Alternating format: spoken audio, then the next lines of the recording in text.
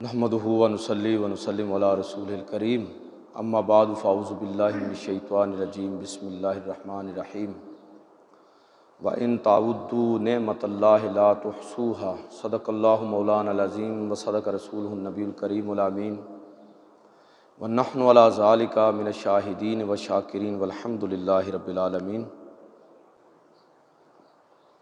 انتہائی واجب الاحترام سامعین و حاضرین، اللہ کے فضل اور توفیق سے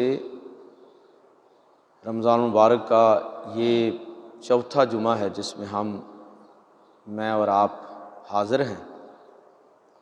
آج کے خطبہ جمعۃ المبارک میں جس مناسبت سے چند باتیں آپ کی خدمت میں عرض کروں گا، اس کا تعلق رمضان، قرآن اور پاکستان کے ساتھ، اور آپ لوگ اس چیز سے بخوبی آگاہ ہیں کہ اللہ تعالیٰ نے رمضان المبارک میں جہاں روزوں کی صورت میں ہمارے لیے بخشش کا سامان کیا، وہاں قرآن مجید کی صورت میں اللہ تعالیٰ نے ہمیں دستور حیات عطا فرمایا،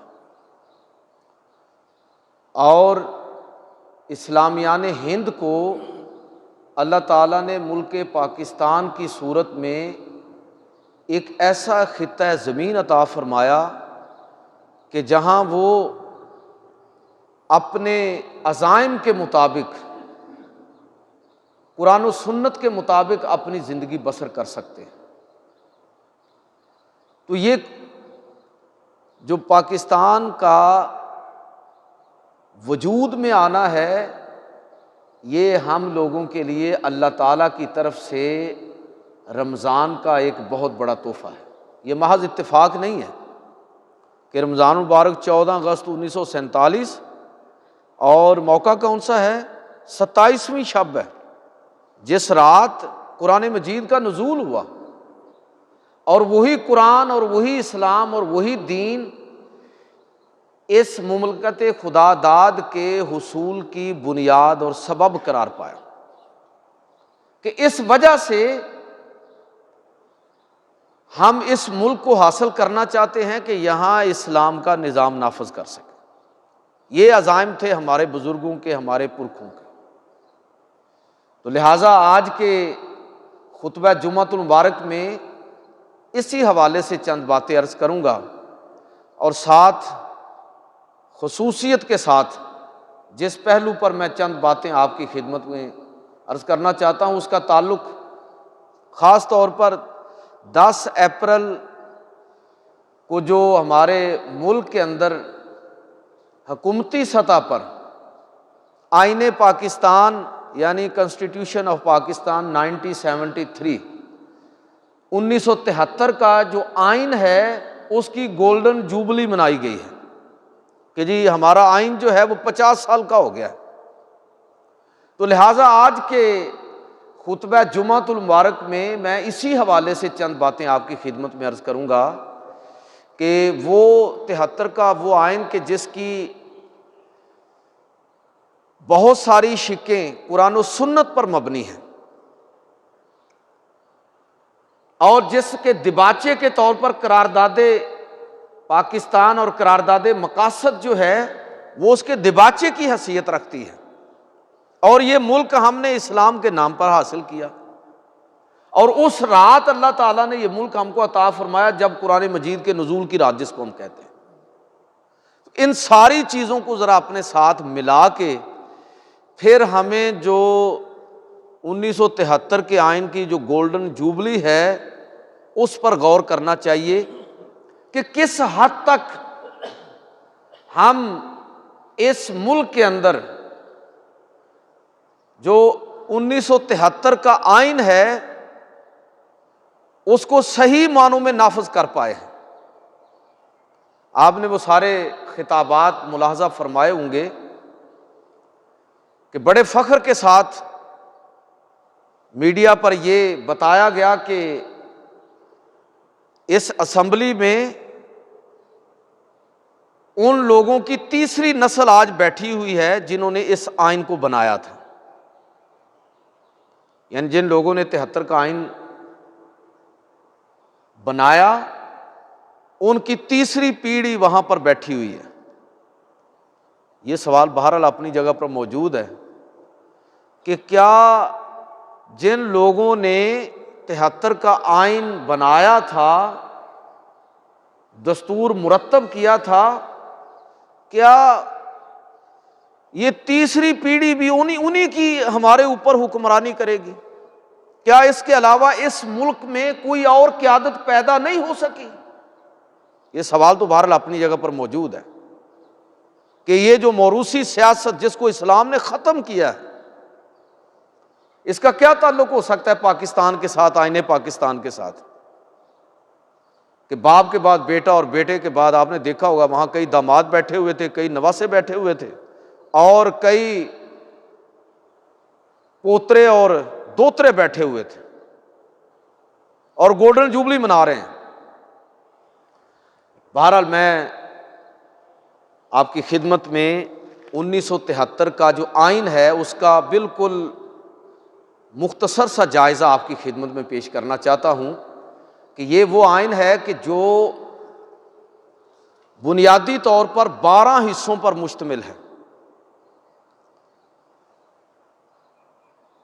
اس کے دوسرا حصہ جو اس کا ہے وہ آج کی گفتگو کا میرا موضوع ہے۔ 12 حصے ہیں، اس میں سے دوسرا حصہ 2 ابواب پر مشتمل ہے۔ پہلا باب جو ہے اس کا تعلق بنیادی انسانی حقوق کے ساتھ، شخصی آزادیوں کے ساتھ ہے۔ اس کی 24 دفعات ہیں اور کچھ ذیلی دفعات بھی۔ اور جو دوسرا باب ہے حکمت عملی کے اصول، یہ 12 شقوں پر اور کئی ذیلی شقوں پر مشتمل ہے۔ میں نے صرف اسی ایک حصے کا انتخاب کیا ہے آج کے اس خطبے کے لیے کہ ذرا دیکھیں کہ آئین پاکستان کا وہ حصہ جس کا براہ راست تعلق جو ہے ہماری زندگی کے ساتھ ہے، عوام پاکستان کے ساتھ ہے، لوگوں کے حقوق کے ساتھ ہے، کس حد تک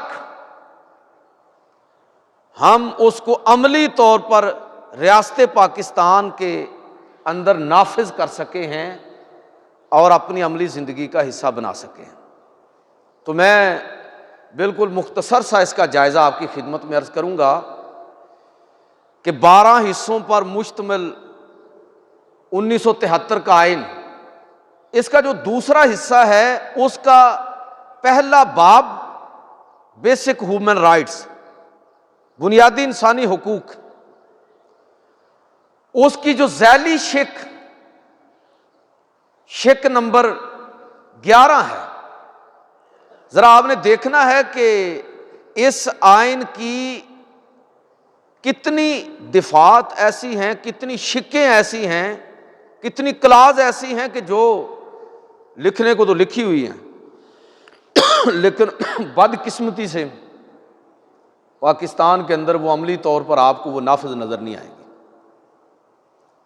تو میں عرض کر رہا ہوں کہ 1973 کے آئین کا دوسرا حصہ، اس کا پہلا باب اور اس کی شق نمبر 11 ہمیں بتاتی ہے کہ ملک پاکستان کے اندر غلامی اور بیگار، ہر طرح کی غلامی، اس کا کوئی تصور نہیں ہوگا، ممانعت ہوگی۔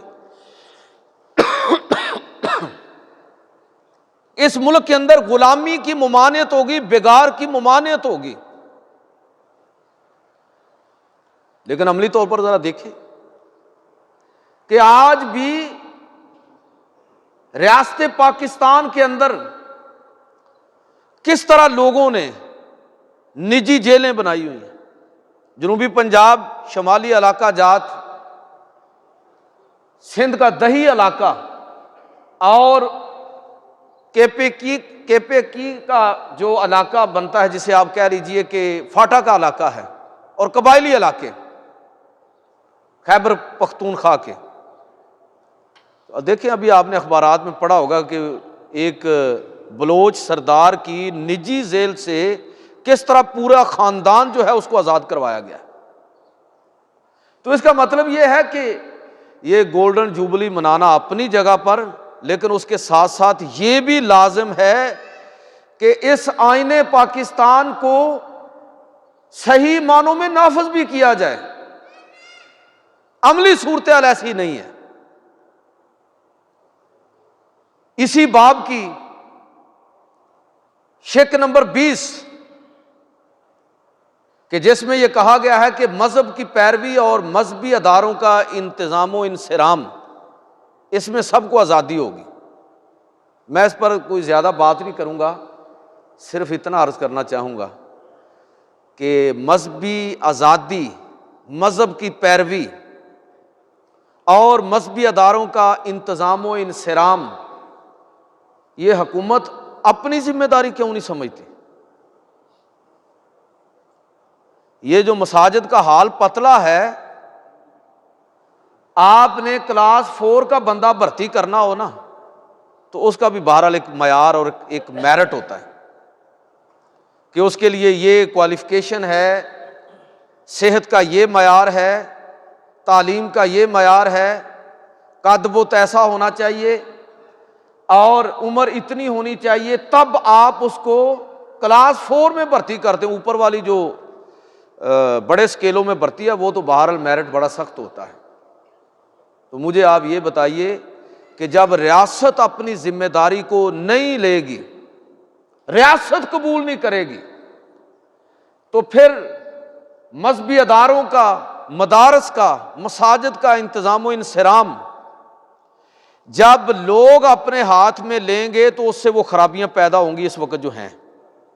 نتیجہ یہ ہے کہ بدقسمتی سے مساجد کے اندر اور مدارس کے اندر، مدارس میں مسلک پڑھایا جاتا ہے، وہی مسلک لوگ مسجدوں کے اندر بیان کرتے ہیں۔ اسلام بطور دین پڑھایا ہی نہیں جاتا، بطور مسلک پڑھایا جاتا ہے، ایک فقہی مذہب کے طور پر بس تدریس ہوتی ہے، بس ہمارا پورا دائرہ پھر اسی میں رہتا ہے۔ جب ریاست اپنی ذمہ داری نہیں لے گی تو پھر وہ خرابیاں پیدا ہوں گی۔ آپ سوچئے کہ محراب اور منبر اگر ایسے لوگوں کے سپرد ہو کہ جن کی سلیکشن کا کوئی معیار ہی نہیں ہے، تو پھر لوگ جمعہ نہیں پڑھیں گے، پھر لوگ خطبہ نہیں سنیں گے، پھر لوگ کہی ہوئی بات پر اعتماد نہیں کریں گے۔ اس لیے کہ جو شخص منبر پر بیٹھا ہے، جس کے حوالے مسلح کیا گیا ہے، اس کی کوئی کوالیفیکیشن ہی نہیں ہے، اس کا کوئی میرٹ ہی نہیں ہے۔ بس ہم نے داڑھی سنت ہے، بڑی اہمیت ہے، لیکن اس درجے لوگوں نے اس کو اہمیت دی ہے کہ داڑھی ہونی چاہیے، باقی بے شک کوئی چیز نہ ہو۔ اگر آپ نے جماعت کروانی ہے، نماز پڑھانی ہے، تو داڑھی بنیادی شرط ہے، بس باقی کسی چیز کی کوئی پوچھنے کی بھی ضرورت نہیں ہے۔ ایسا ہی ہے نا؟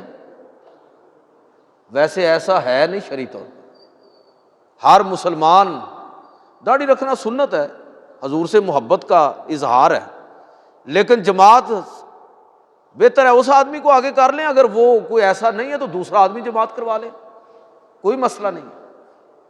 لیکن میں کہنا یہ چاہتا ہوں کہ آپ ذرا دیکھیے کہ آئین کی اس شق پر کس حد تک عمل درآمد ہو رہا ہے۔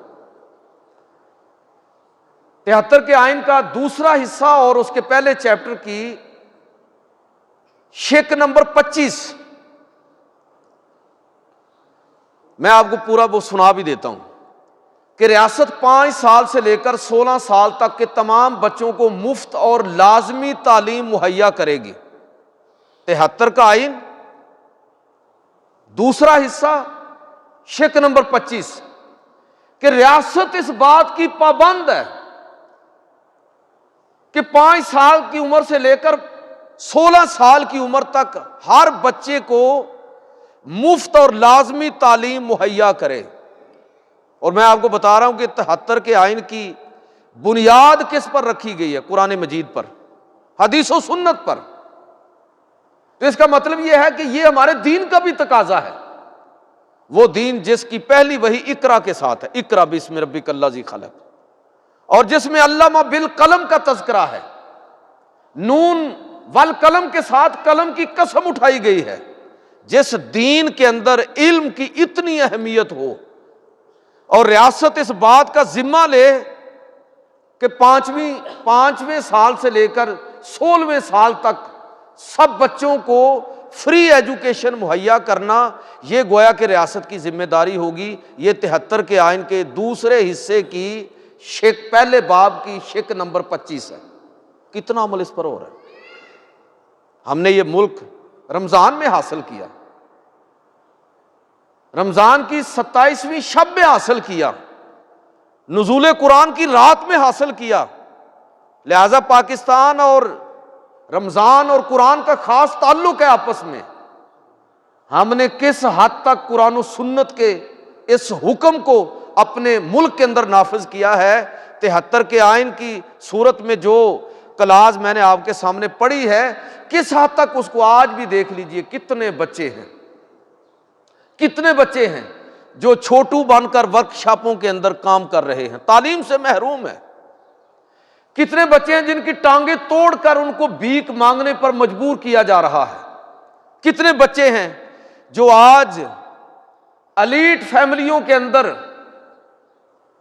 ظالم بیگمات کے تشدد کا نشانہ بنتے ہیں اور ہر طرح کے حقوق سے محروم ہیں۔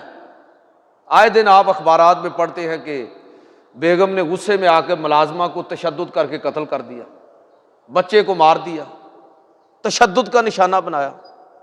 سب کی بات نہیں، لیکن ایسے واقعات ہیں۔ تو بچوں کی جو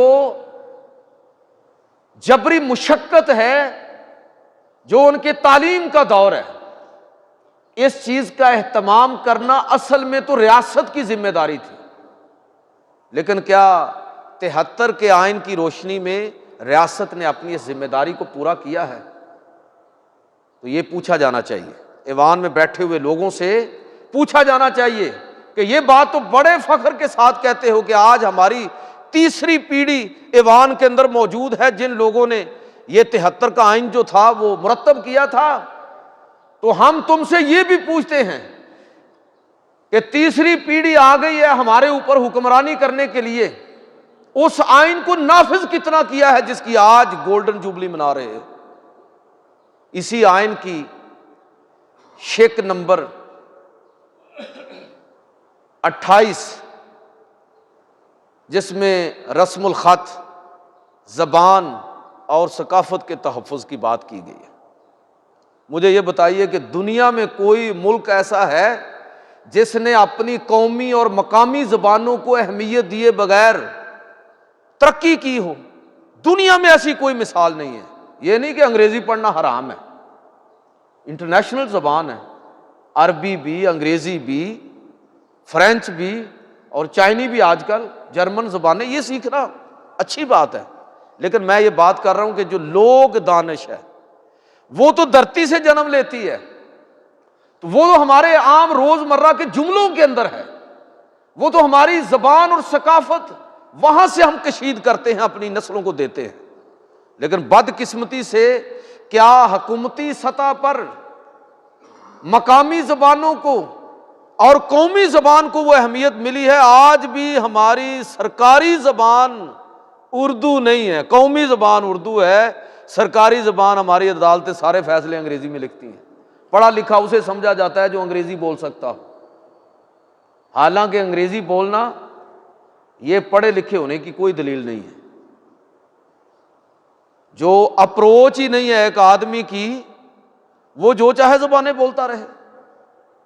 جس نے اپنی دھرتی سے دانش کشید ہی نہیں کی، جس نے اپنے پرکھوں اور بزرگوں کے تجربات کو سمیٹا ہی نہیں ہے، جس نے اپنی زبان اور اپنے محاورے کے اندر بولنا سیکھا نہیں ہے، جس نے اپنی زبان میں خواب دیکھنا نہیں سیکھا، وہ کہاں سے ذہین ہو گیا؟ وہ کہاں سے عقل مند اور دانش مند ہو گیا؟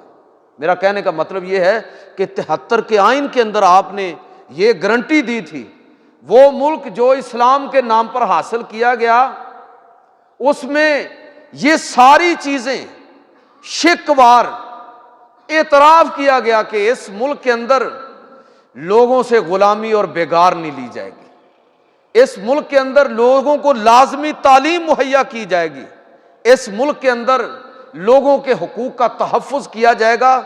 24 شقیں ہیں اس دوسرے باب کی، پہلے باب کے پہلے حصے کی، پہلے چیپٹر کی 24 شقیں ہیں۔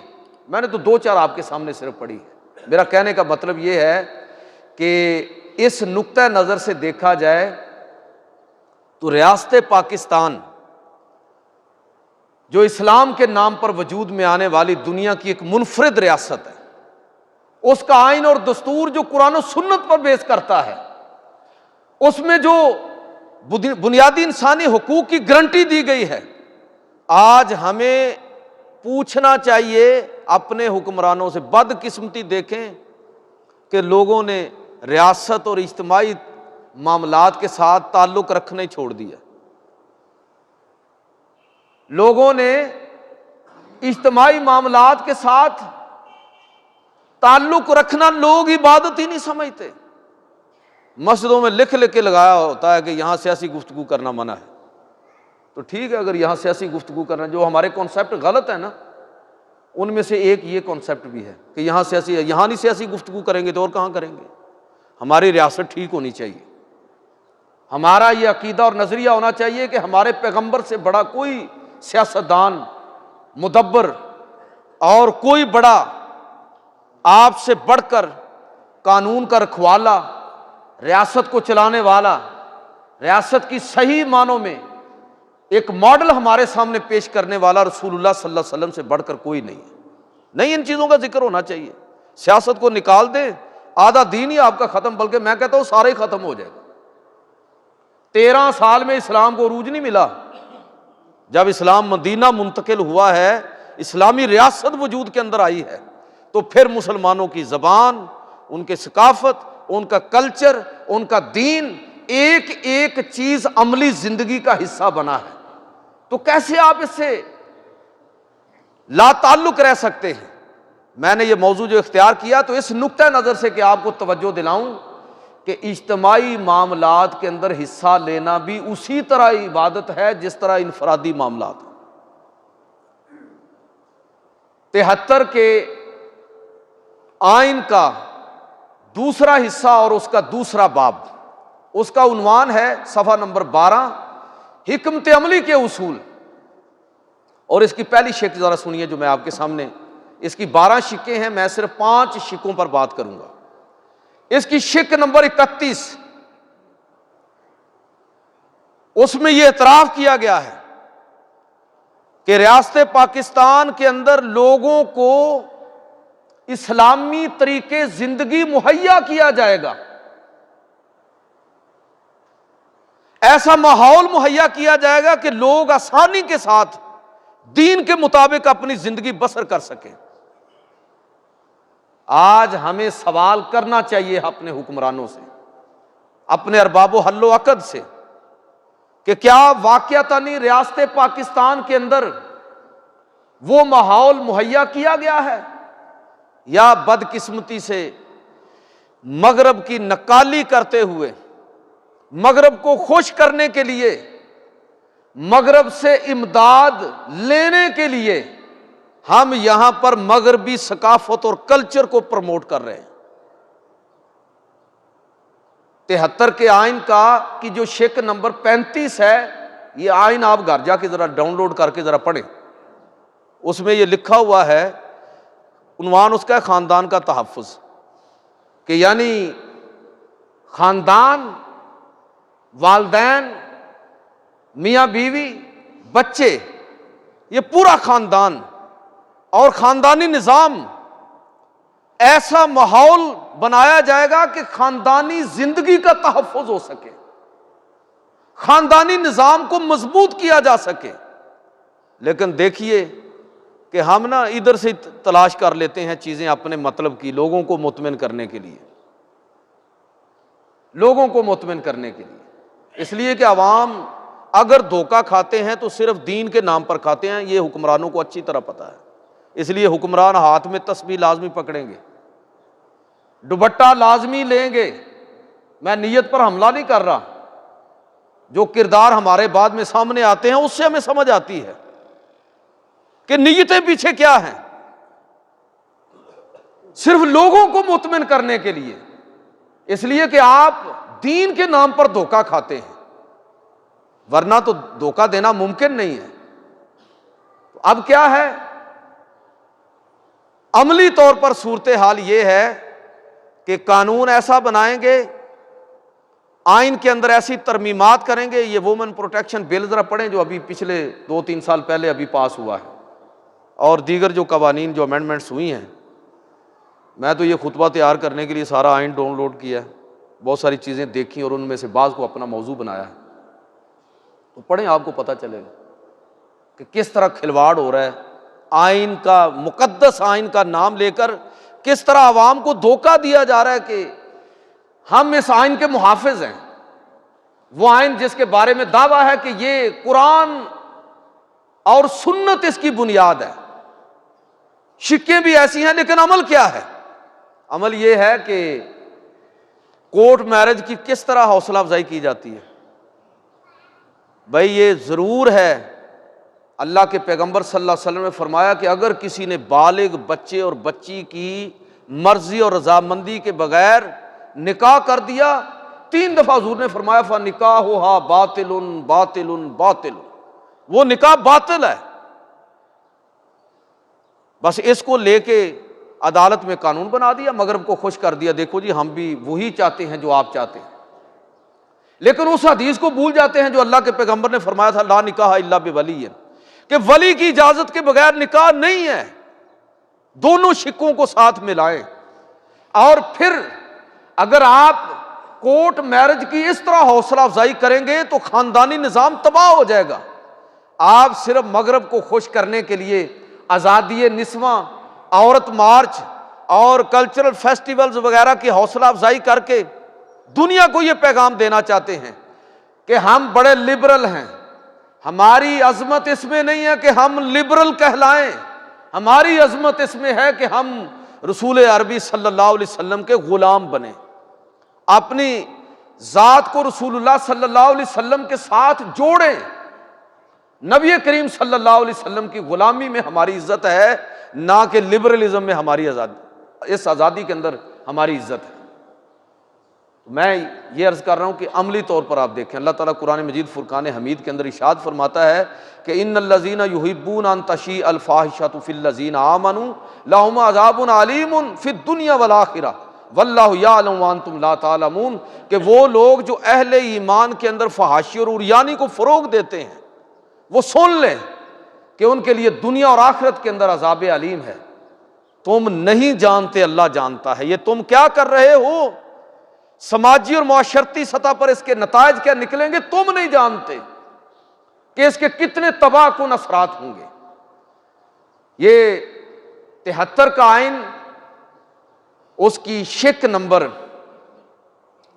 33، جس میں اس بات کا عزم کیا گیا ہے کہ علاقائی اور دیگر مماثل تعصبات کی حوصلہ شکنی کی جائے گی،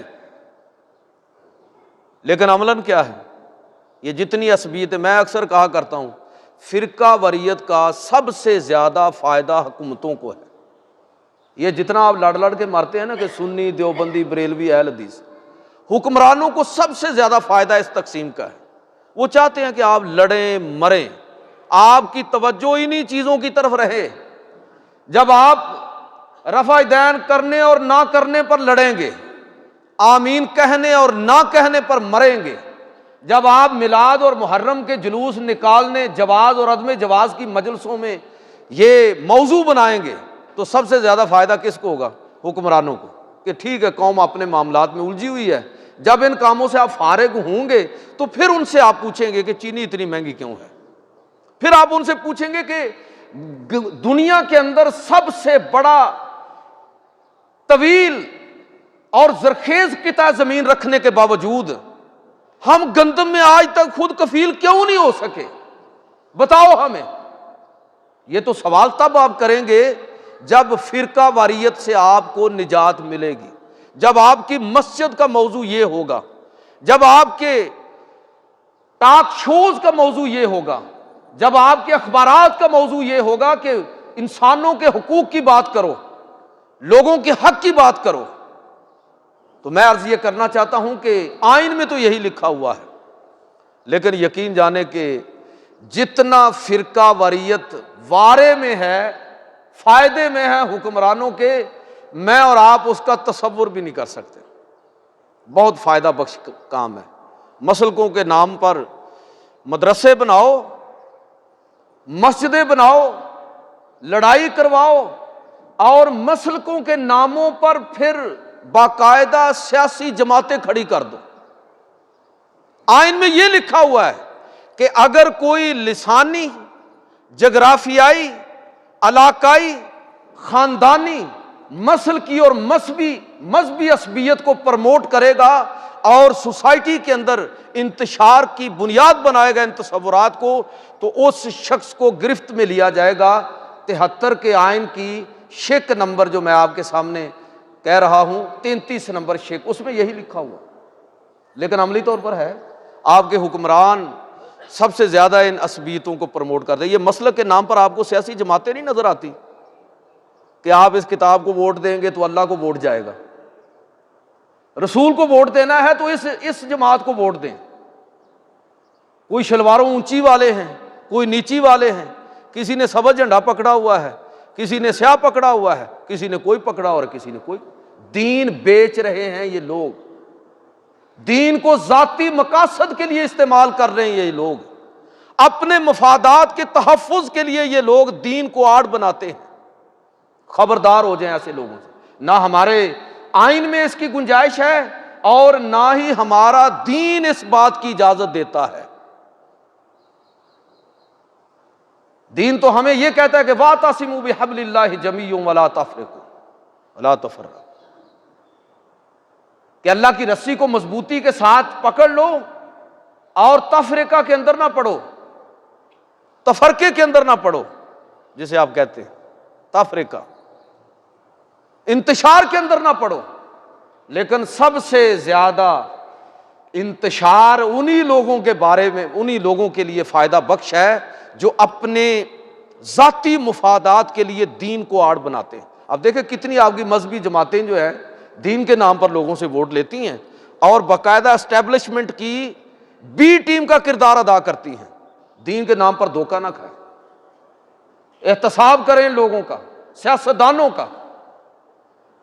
یہ ہمارے دین کا بھی تقاضا ہے اور 73 کے آئین کا بھی تقاضا ہے۔ آگے چلیے، اسی آئین کے اندر 73 کی آئین جس کی گولڈن جوبلی ابھی آپ نے منائی ہے اور جس کے بارے میں حکومت کہہ رہی ہے جی اس کو نصاب کا حصہ بنایا جائے، ٹھیک ہے، اس لیے کہ ہم آئینی طور پر ہماری عمر 50 سال ہو گئی ہے، ٹھیک ہے، آپ اس کو بنا لیں آئین کا حصہ بھی، لیکن جو آئین لکھا ہوا ہے اس کو عملی طور پر بھی تو نافذ کر کے دکھاؤ۔ اس آئین کے اندر یہ بھی لکھا ہوا ہے کہ اقلیتوں کو ہر طرح کا تحفظ ہوگا اور سماجی اور معاشرتی سطح پر ایسا ماحول پیدا کیا جائے گا کہ اقلیت اور اکثریت وہ ایک دوسرے کے حقوق کا خیال رکھنے والے۔ یہ الگ بات ہے کہ عملاً صورتحال کیا ہے۔ ابھی آپ نے وہ تقریر دوستوں نے سنی ہوگی، وہ سندھ سے ہے ڈاکٹر دنیش کمار، بڑی خوفناک اس نے تقریر کی اسمبلی میں۔ اس نے کہا کہ مجھے سارے لوگ کہتے ہیں کہ کلمہ پڑھ لو۔ وہ کیسے کلمہ پڑھ لوں میں؟ مجھے سارے لوگ کہتے ہیں رمضان میں شیطان جو ہے وہ قید ہوتا ہے، تو وہ شیطان کون سے ہیں جنہوں نے اتنے ہزار جن سے چینی کی بوریاں برآمد ہوئی ہیں، گندم برآمد ہوئی ہے، یہ کون لوگ ہیں؟ مجھے آپ یہ بتائیے کہ میں اور آپ، میں بھی ساتھ آپ کے شامل ہوں، میں اور آپ اقلیتوں کو سماجی طور پر اس قابل ہم ہیں کہ ان کو اسلام کی دعوت دے سکیں؟ میں اکثر ایک بات دہراتا رہتا ہوں، اللہ کرے کہ وہ آپ کو یاد ہو جائے اور سمجھ آ جائے، کہ لوگوں نے یہ مشہور کر رکھا ہے جبکہ اس کا حقیقت سے کوئی تعلق ہی نہیں ہے، کہ آپ حج اور عمرہ کریں گے آپ کے سارے گناہ معاف ہو جائیں گے، آپ رمضان کے روزے رکھیں گے غفر لہ ما تقدم من ذنبہ وما تاخر، اگلے پچھلے سارے گناہ معاف ہو جائیں گے، آپ قرآن کی تلاوت کریں گے، آپ ذکر اذکار کریں گے، آپ ایک جمعے سے دوسرے جمعے کے درمیان سارے گناہ معاف ہو جائیں گے۔ اور میرے بھائیوں اس تصور کو ٹھیک کریں، میں شرح صدر کے ساتھ بات کر رہا ہوں، بالکل معاف نہیں ہوتے۔ یہاں ان گناہوں کی بات ہو رہی ہے جن کا تعلق میرے اور میرے اللہ کے درمیان ہے، وہ معاملات جو بندے اور اللہ کے درمیان ہیں وہ حج اور عمرے سے معاف ہوتے ہیں، وہ ایک جمعے سے دوسرے جمعے اور وضو سے معاف ہوتے ہیں، وہ تلاوت اور ذکر اذکار سے معاف ہوتے ہیں۔ یاد رکھیے کہ وہ اعمال جن کا تعلق ایک بندے کا دوسرے بندے کے ساتھ ہے وہ توبہ سے بھی معاف نہیں ہوتے۔ ایک مربع زمین پر قبضہ کر لیا، بعد میں توبہ کر لی، ویسے آسان نہیں ہے توبہ، خوب لوٹ مار کی۔ ابھی دیکھیں یہ لوگ جنہوں نے ہزاروں لاکھوں من گندم چینی اور دیگر چیزیں ذخیرہ کی تھیں، ابھی اللہ کے فضل سے رمضان المبارک میں یہ خوب منافع کمائیں گے اور اس کے بعد حج اور عمرے کے لیے جائیں گے اور سارے گناہ ان کے معاف ہو جائیں گے۔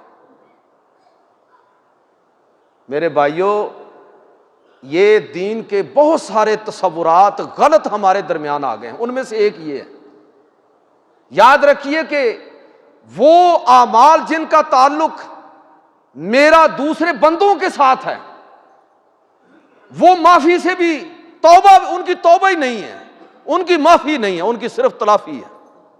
تلافی کریں۔ مجھ سے کئی لوگ مسئلہ پوچھتے ہیں، جی ابا جی نے زمین قبضہ کی تھی ہمارے دیہات میں، ابا جی نے زمین قبضہ کی تھی، ہم نے تو نہیں کی تھی۔ ٹھیک ہے ابا جی نے کی، ابا جی جواب دیں گے۔ اب زمین آپ کے پاس ہے، آپ کو پتہ ہے کہ اس کے اصل مالک کون ہے، واپس کریں۔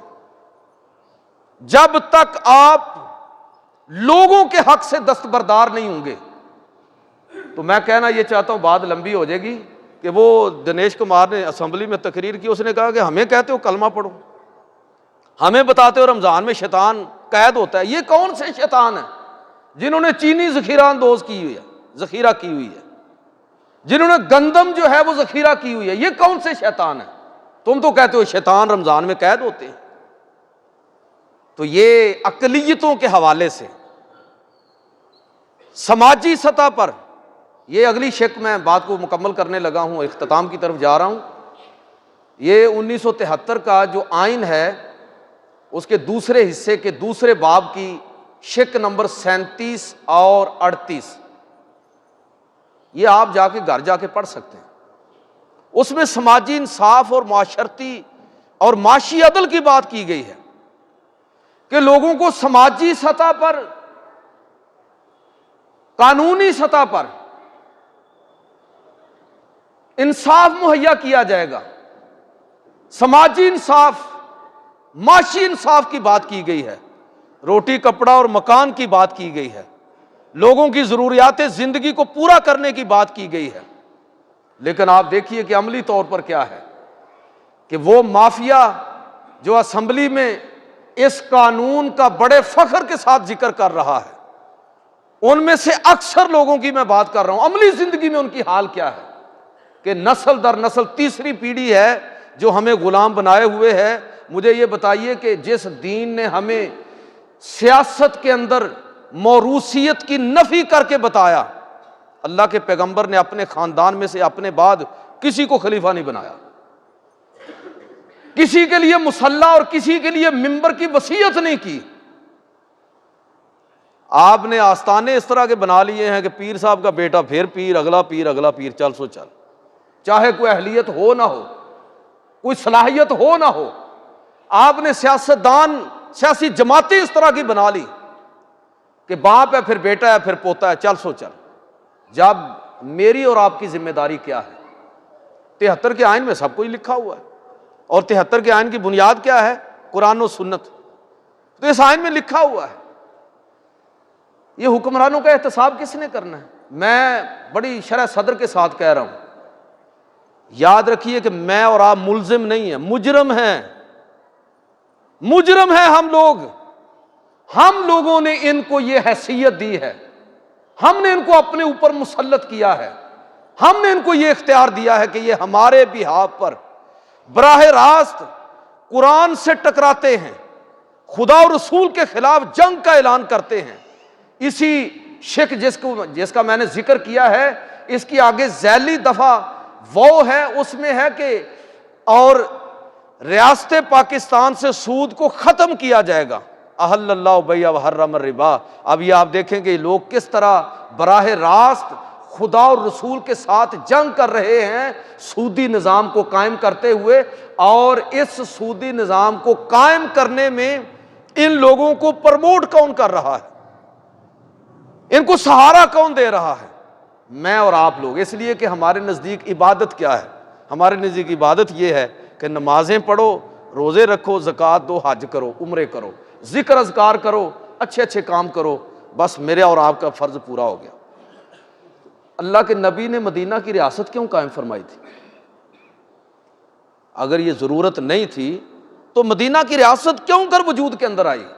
याद रखिए कि अगर जिस दीन से हम मोहब्बत करते हैं और जिस दीन के नाम पर हमने ये मुल्क हासिल किया, और 27वीं शब को अल्लाह ताला ने हमें ये तोहफा अता फरमाया, जो हमारा अज़म था कि इस मुल्क के अंदर इस्लामी निज़ाम नाफिज करेंगे, अब उसका तकाजा ये है कि हुक्मरानों का एहतसाब भी किसी और ने नहीं, हमने करना है।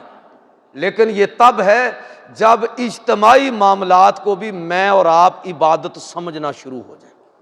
हम ये समझें कि रियासती अमूर के अंदर, इज्तमाई मामलात के अंदर, समाजी इस्लाह के अंदर मैं और आप दर्जा बदर्जा जिम्मेदार हैं। जब हम ये चीज़ समझेंगे तो फिर यकीन जानिए कि सियासत भी आपकी नज़र में बहुत बड़ी इबादत बन जाएगी। वरना यही लिखा होगा कि यहाँ सियासी गुफ्तगू करना मना है। इसलिए कि हमने तो यही आज तक समझा और सीखा है कि सियासत तो बड़ा कोई लानती किस्म का काम है। इसमें जो लोग शामिल होते हैं, अगर वो इतने ही लानती हैं तो उन बेचारों से भी काम ये छड़वा लें। सियासत के इबादत होने का तसव्वुर अल्लाह के नबी सल्लल्लाहु अलैहि वसल्लम ने दिया, खुलफाए राशिदीन ने दिया। जब किसी ने कहा ना हज़रत उमर से कि आप बैतुल माल के ऊँटों को खुद ही आप चरा रहे हैं और इनकी मालिश कर रहे हैं, किसी गुलाम को कह देते, तो फरमाने लगे कि मुझसे बड़ा गुलाम उम्मत का और कौन होगा। मेरे भाइयों, अपने तसव्वुरात ठीक करें। मैं अपनी बात को यहाँ ख़त्म करूँगा कि ये मुल्क पाकिस्तान अल्लाह की नेमत है। अल्लाह ने रमज़ान में अता फरमाया, और उस रात में अता फरमाया जो नुज़ूल कुरान की रात है। हमारे पुरखों और बुज़ुर्गों ने ये इस्लाम के नाम पर हासिल किया। जिन लोगों ने हिजरतें की हैं उनसे पूछिए कितनी कुर्बानियां उन लोगों ने दी हैं। इसलिए हासिल किया था कि इस मुल्क के साथ इस तरह का खिलवाड़ हो कि दुनिया का ज़री मुल्क, ज़रखेज़ तरीन खिता रखने वाला मुल्क, वो आज माशी तौर पर दुनिया का ग़ुलाम बन गया है। वो हबीब जालब की एक नज़म का एक वो शेर है ना कि हमारी हालत क्या हुई है कि कौम का हर बिलावल मकरूज़ है, नंगे पाँव हैं बेनज़ीरों के। सच्ची बात यह है कि मुल्क को अपने हाथों हमने तबाह किया। अल्लाह ताला हमें समझ अता फरमाए, अपनी जिम्मेदारियों का एहसास हमें होना चाहिए। अल्लाह ताला हमें शऊर अता फरमाए और हम इनफरादी इबादात के साथ इज्तमाई इबादात को भी अपनी ज़िंदगी में शामिल करें। दूसरों के लिए भी तड़पना सीखें, माशरे और इंसानियत के लिए भी तड़पना सीखें। अल्लाह ताला अमल की तौफीक अता फरमाए।